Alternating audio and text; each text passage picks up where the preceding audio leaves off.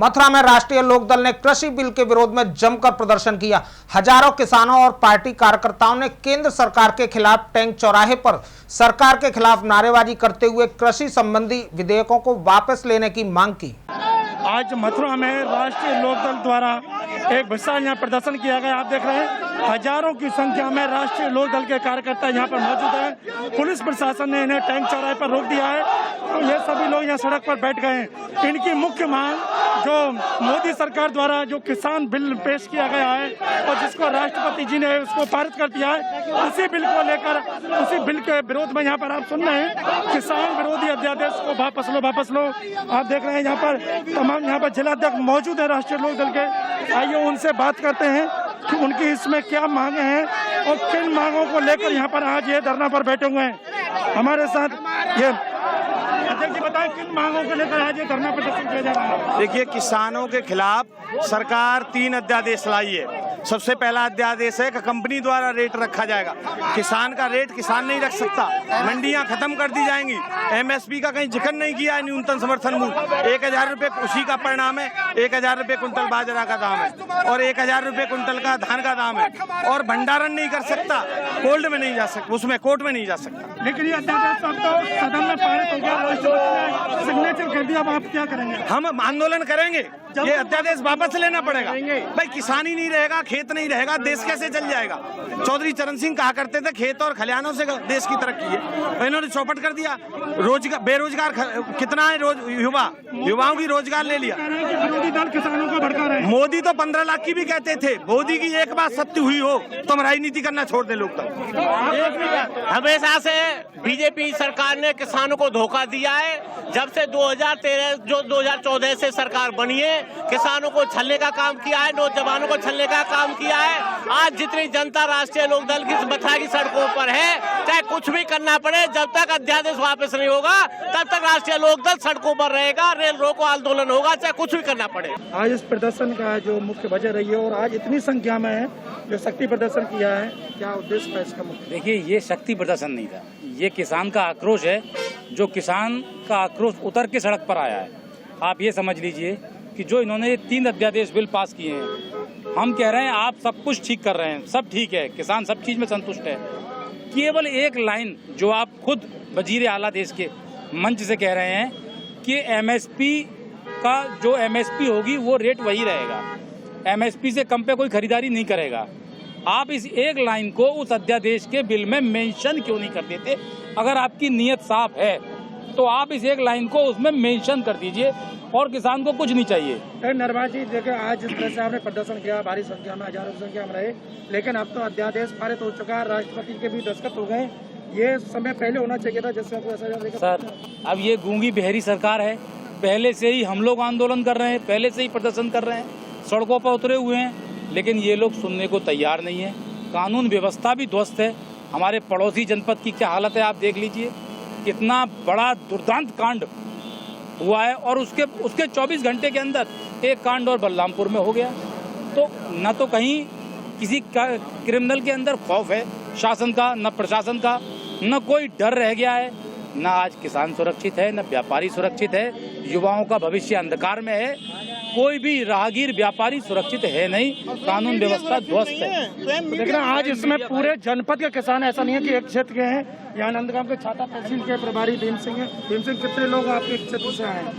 हमारे नंदगांव से हम सभी 3 बस लेकर के आए थे, जो कि पूरी भर के आई हैं और लगभग उससे 10-20 गाँवों से प्रत्येक गाँव से 1-1, 2-2 बस आई हैं। उन सभी का मकसद ये है, जो मोदी जी ने वो 3 अध्यादेश लेकर आए हैं किसानों के लिए, 3 नहीं 4 कहूँगा मैं, जो एक श्रमिकों के लिए भी लेकर के आए हैं, वो बहुत ही हम सभी किसानों के लिए वो सब खिलाफ हैं। हम सभी किसान मिलकर के, छाता तहसील के ही नहीं, पूरे मथुरा जिले के ही नहीं, मैं ये तो कह रहा हूँ पूरा भारत देश किसानों का जो है, ये सब किसान इकट्ठे होकर के उमड़ पड़े हैं इस अध्यादेश के खिलाफ में।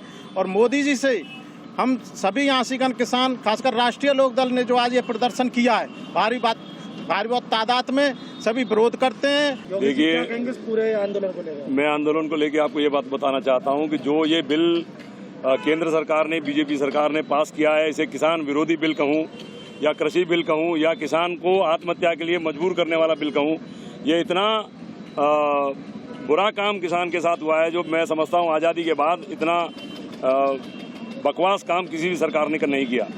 इसमें किसान को एमएसपी की जो गारंटी हुआ करती थी उसके बारे में एक लाइन भी पूरे बिल में इन्होंने कहीं पर भी नहीं लिखी हुई है। ये धीरे धीरे एमएसपी को ख़त्म करने जा रहे हैं। दूसरा, ये जो कॉन्ट्रैक्ट फार्मिंग ला रहे हैं, इससे जो किसान गांव में रह रहा है, दूसरे की खेती को लेके जिस पे काम करके अपने बच्चों का पालन पोषण करता है, उसके लिए ये बिल बहुत ही खतरनाक है, क्योंकि शहर में रहने वाले लोग बड़ी बड़ी कंपनियों को दे देंगे अपनी खेती और धीरे धीरे खेती इनसे छिन जाएगी और उसी खेती में ये मजबूर हो जाएंगे काम करने के लिए। मोदी जी जो हमेशा से काली टोपी में विश्वास रखते हैं, जो हिटलर की पटकाठी पे चले आ रहे हैं, आज उन्होंने सिद्ध कर दिया कि जो हमेशा से एक टुकड़ा रोते आए, हमेशा से दुनिया को दिखाती है कि हम बड़े देश हितैषी हैं, राष्ट्र हितैषी हैं। ये काला कानून, आप बिल का नाम दे रहे हैं, मैं इसको काला कानून का नाम दूंगा। क्यों? जब आपने किसी भी दल के साथ इस बिल पर चर्चा नहीं करी, इस कानून पर चर्चा नहीं करी, आपने एक हिटलर की तरह इसको कानून को पास कर दिया और कह दिया किसानों से जाओ अब अपनी मौत मरो और अपनी जिंदगी जियो। ये क्या कानून है? आपने एक भी बार इन अध्यादेशों को, आप कह रहे हैं कि बड़ा किसान हितैषी है, आप किसान के बीच जाके चर्चा क्यों नहीं करते हैं इसकी? जब किसान हितैषी है तो आप किसानों के बीच जाएं। आज किसान की हालत, गोस्वामी जी, आपसे छुपी नहीं है। 90% 95% किसान की खतौनी कर्जे से रंगी हुई है। और आप क्या कह रहे हैं? एमएसपी। मेरे भाई योगेश नौबार जी ने कहा एमएसपी, आपने क्यों नहीं कहा कि एमएसपी से नीचे अगर कोई पूंजीपति खरीदेगा तो हम उस पर दंडात्मक कार्रवाई? इस पर चर्चा नहीं करेंगे। आप चर्चा किस पे कर रहे हैं? आपने डंपिंग खत्म कर दिया। आपने कह दिया कि कोई भी व्यापारी कितना भी माल खरीद सकता है। क्यों खरीद सकता है भाई? जब मेरी बात समझिए गोस्वामी जी, अगर कोई व्यापारी माल इकट्ठा कर लेगा तो आप सब समझते हैं कि ये किसान उसी के द्वारा निर्धारित नियमों पे, ये मोदी जी फिर से इस देश को पूंजीपति व्यवस्था के द्वारा फिर से इसको गुलाम करने जा रहे हैं। और हम आपके चैनल के माध्यम से मोदी जी और योगी जी को बता देना चाहते हैं कि योगी जी, पहले भी किसान का बच्चा लड़ा था आजादी की लड़ाई, और अब फिर से किसान का बच्चा लड़ेगा। अब आजादी की लड़ाई नहीं, अपने जीने मरने की लड़ाई है। राष्ट्रीय लोकदल द्वारा किसानों की जो अध्यादेश है उसकी मांग को लेकर यहाँ पर प्रदर्शन किया गया है और यहाँ पर मौजूद रहे एसडीएम सदर क्रांति शेखर सिंह। आइए पूछते हैं कि किन मांगों को लेकर आए और क्या ज्ञापन उन्होंने दिया है। और बताएं आज राष्ट्रीय लोकदल के प्रदर्शन का क्या रहा? आज ये राष्ट्रीय लोकदल की जो मथुरा इकाई है, इनके जिला अध्यक्ष श्री राम सरपाल पौनिया जी जो जिला अध्यक्ष हैं, उनके नेतृत्व में ये ज्ञापन दिया गया है। जो किसानों संबंधी जो कानून पारित हुआ है, इन्होंने उसके विरोध में और हाथरस की घटना के विरोध में इन्होंने अपना यह ज्ञापन दिया है। शांतिपूर्ण तरीके से ही दिया है, कोई ऐसी कोई घटना नहीं हुई है। और इनका ज्ञापन महामहिम राष्ट्रपति महोदय को संबोधित है, जो जिलाधिकारी महोदय के माध्यम से प्रेषित किया जाना है, जो प्रेषित कर दिया जाएगा। तो आपने देखा कि यहाँ पर जो किसानों ने जो ज्ञापन दिया है, एसडीएम सदर ने उनका ज्ञापन लिया है। राष्ट्रपति के नाम जो ज्ञापन है उसमें मुख्य रूप से जो कृषि विधेयक इस समय मोदी सरकार द्वारा पारित किया गया उसके विरोध में है। और जो घटना घटित हुई है उसको लेकर, जो हाथरस की घटना थी जिसमें एक युवती की नृशंस हत्या की गई है, और यहाँ पर देख रहे हैं कि भारी पुलिस बल इस समय मौजूद है। पुलिस द्वारा व्यापक प्रबंध यहाँ पर किया गया था। खुद यहाँ पर सीओ सिटी हमारे साथ मौजूद रहे। यहाँ पर वरुण से आईएन से पूछते हैं कि क्या इंतजाम रहे इस समय यहाँ के विरोध प्रदर्शन के दौरान पुलिस के? ये देखिए, राष्ट्रीय लोकदल के सदस्यों द्वारा आज जो किसान अध्यादेश पारित किया गया है और हाथरस में जो एक दुखद घटना हुई है, इसके संबंध में जो राष्ट्रीय लोकदल के यहाँ के नेता थे, स्थानीय नेता थे, उन लोगों द्वारा एक ज्ञापन जो है माननीय राज्यपाल महोदया को प्रस्तुत किया गया है। तो वो ज्ञापन हमने और एसडीएम साहब ने इन लोगों का ज्ञापन यहाँ टैंक चौराहे पे ले लिया है और उसको द्वारा उचित माध्यम माननीय राज्यपाल महोदया तक प्रेषित किया जाएगा। तो सुना आपने, सीओ सिटी वरुण सिंह ने बता दिया कि किसान कलेक्टेड कूच के लिए आए थे, लेकिन प्रशासनिक व्यवस्थाओं को बनाए रखने के लिए उनको टैंक चौराहे पर ही रोक दिया गया और यहीं पर जो राष्ट्रपति का नाम ज्ञापन था वो यहाँ एसडीएम सदर द्वारा लिया गया है। और इस दौरान यहाँ पर पुलिस द्वारा, यहाँ पर आप देख रहे हैं, बैरिकेड लगाकर और सभी जो इस धरना प्रदर्शन में किसान शामिल थे उन सबको यहीं रोका गया था।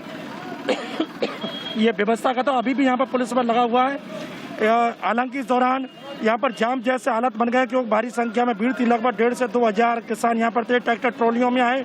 आप देख रहे हैं टैंक चौराहे पर अभी यहाँ पर इनका धरना प्रदर्शन समाप्त हो गया है, लेकिन जाम की स्थिति बनी हुई है। और ये सब भारी भीड़ की वजह से पुलिस ने जो बैरिकेड लगा के मथुरा से और औरंगाबाद जाने वाला रोड था इसको पूरी तरह से रोक दिया था, इसीलिए यहाँ पर ये भीड़ लग गई है। लेकिन अब इसको यहाँ से धीरे धीरे करके हटाया जा रहा है और स्थिति को सामान्य बनाया जा रहा है। भाई न्यूज़ के लिए कैमरा पर्सन रिंकू वर्मा के साथ सुशील गोस्वामी।